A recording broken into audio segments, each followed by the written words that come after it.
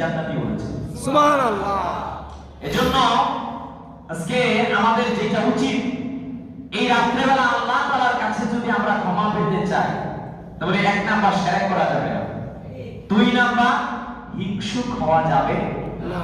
কথা বলে হিংসা করা যাবে না। হিংসা করা যাবে না। এই হিংসা থেকে বেঁচে থাকা কয়েকটা পন্থা আছে। 1 নাম্বার পন্থা, আপনি তাকদীরের উপর সন্তুষ্ট থাকবেন। কিসের উপর? তাকদীরের উপর। হিংসা মানুষ কখন করে? যখন আরেকজনের পাঁচতলা হয়েছে আপনার নাই, এইবার আপনি হিংসা করবেন, হিংসা করবেন, ওর পাঁচতলা আছে আমার নাই, এটা মেনে নেওয়া যায় না। কথা বলেন ঠিক। না না না, আল্লাহ তাআলা আপনার জন্য যেটা ভালো রেখেছেন ওইটাই করে দিয়েছে। আপনি এখন বুঝবেন না। আমরা দোয়া করি রব্বানা আতিনা ফিদ দুনিয়া, আমরা দোয়া করি আল্লাহ আপনি দোয়া কবুল করে নেন। হ্যাঁ, আমরা দোয়া করি কথা নেই। এখন যখন দোয়া